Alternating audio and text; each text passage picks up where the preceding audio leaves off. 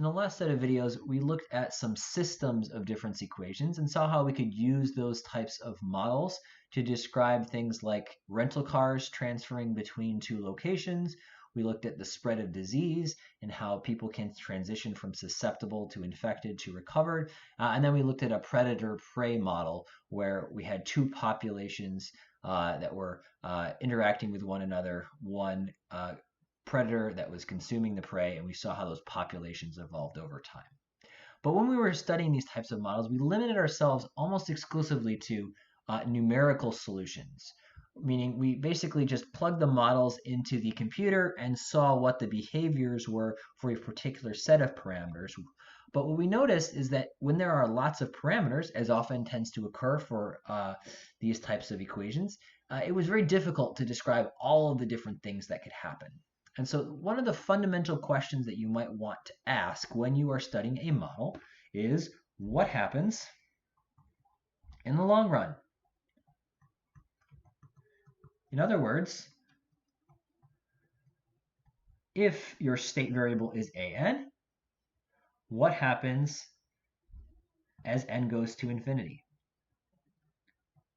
Does an approach something? Does it oscillate forever? Does it go off to infinity?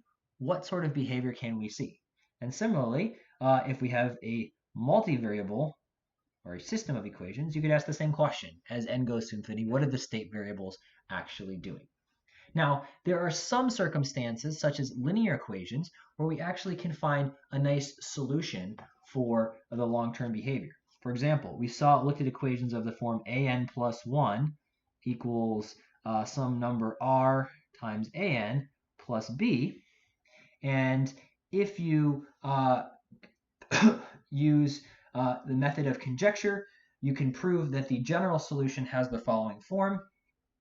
An is equal to r raised to the n times some constant c plus b all over 1 minus r. And this is theorem 3 from chapter 1.3.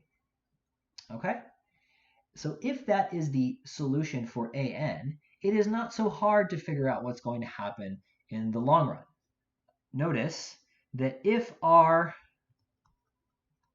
is greater than 1, then this term right here, r to the n, is going to grow as n increases.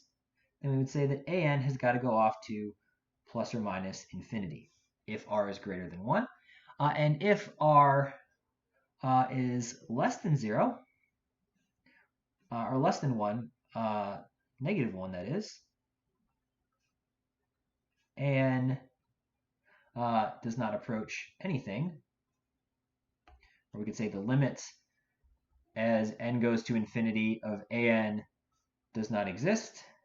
And that's again because if you take a number less than 1, like negative 2, multiply it by itself, it's going to get larger in magnitude, and its sign will keep oscillating between negative and positive, negative and positive. If r is equal to 1, well, r to the n does not change. So if r is equal to 1, it will just stay constant. And if the absolute value of r is less than 1, then what you'll see is that an is going to approach b over 1 minus r. And the reason for that is if you take a number that's less than 1 and greater than negative 1 and multiply it by itself over and over again, it's going to shrink this first term, the r to the n part, down to 0, and you'll be left with just the b over 1 minus r. Okay? So for linear equations, we can answer this question.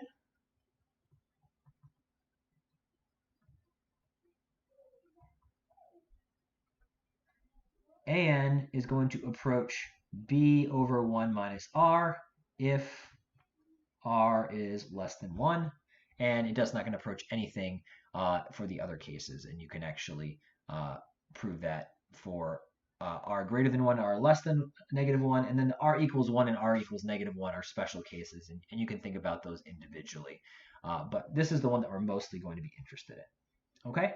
So for linear equations, we can actually find the analytical solution, and that gives us the answer. And you can apply something similar to this with a system of equations that is linear. It involves multiplying by matrices, but ultimately it's going to be something that's looks a lot like this formula. However, for nonlinear equations, we don't know how to find analytical solutions, and so we're going to need to do a little more work. So in this set of videos, we're going to look at some of the theory behind finding what are called fixed points, which are these sort of long-term solutions, and then describing whether you're actually going to approach these points in the long run or not. All right, so let's look at some examples, look at some theorems. So first thing I'll remind you of is that the general framework we've been working with was the form new value is old plus change. And the right-hand side, we're often going to find it's convenient to condense that down into a single function, which I'm going to call g. And so when you see g of an, what I want you to think about in this video is that is an plus f of an. That is the formula that you use to take the old value and spit out the new one. Okay? All right, and this is called an autonomous equation because g does not depend explicitly on n. So although we have an n that only shows up through the fact that this is a subscript n, g does not depend on n explicitly. And if your equation has that form, then all of the results that we'll look at today will be applicable. All right? So we haven't really looked at many examples that were not autonomous, but there are some models where that is actually a useful idea. So just keep in mind that if you have n's showing up in your equation for delta A, other than ones that are just the subscript for A, you will find that this approach needs to be modified slightly. All right, and for systems of equation, we can apply the same idea. We can still think about old, new is equal to old plus change. And the right-hand side could be represented as a single function. Again, I'm going to use the letter g for that. Okay, so we'll start off with a definition. We're going to call A star an equilibrium value or a fixed point of a dynamical system if when you start at that point, you stay at that point. All right, so if the initial value is A star, then an equals A star forever. And the way to check to see if you have a fixed point is if A star equals g of A star, meaning the new value, well, is what you started with before. So if you have a value that satisfies that type of relationship, A star equals g of A star, then we will call it a fixed point or an equilibrium point. So going back to our linear model, an plus 1 equals r an plus b. What would the fixed points be? Well, what we can do is we can plug in an and an plus 1 are both equal to A star, since for a fixed point you stay there forever. So A star equals r A star plus b. And if we want to then solve for A star, we would get, let's see, we could bring that over to the other side, and we'd have A star minus r A star equals b. Or if you factor out A star, we'll have a 1 minus r there. And so we get b equals A star over, let's change it, try to solve for A star. A star equals b over 1 minus r. Okay, so as long as r is not equal to 1, so we're not dividing by 0, that is an expression for the fixed point for a linear equation. But this technique of solving equations like this works for nonlinear too. And so it's going to give us a way of identifying some places where you might end up in the long run. All right? So this definition can also be applied for vector value problems, so where our state variable has multiple components. Essentially, you just bold all the letters so they represent vectors, and then everything still works out. All right, so let's look at an example. Suppose we have this equation right here, and this is what's called the logistic equation. And that's a variant that we looked at when we were talking about our yeast model. And the idea is, again, new equals old plus growth rate times the old value. And then we have this adjustment factor, which accounts for the fact that we have some capacity of the environment. And so when an is small, this term is going to be very close to 1, so it's not going to matter much. But when an is close to the capacity of the environment, which is Q, sometimes called the carrying capacity, then you'll see that this second factor becomes close to 0, and the change term becomes close to 0 as a result. So let's find the fixed points. And the way that we'll do that is we will plug in A star for A everywhere that we see it.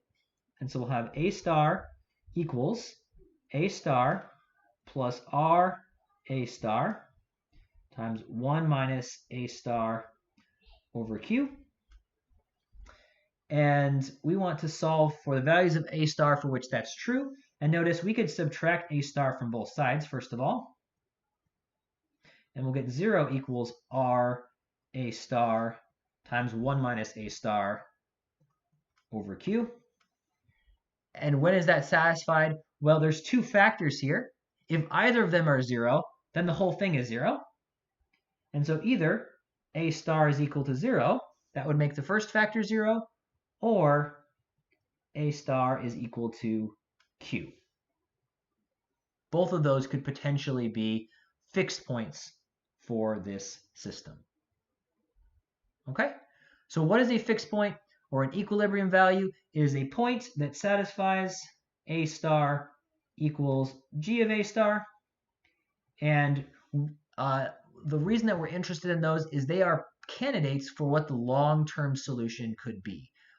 Often what you'll find is that A will approach a fixed point in the long run. And so now we know that if it's going to approach a particular value, that point has either got to be 0 or got to be Q. And when you think about our yeast model, we ultimately saw that Q was the thing that it approached.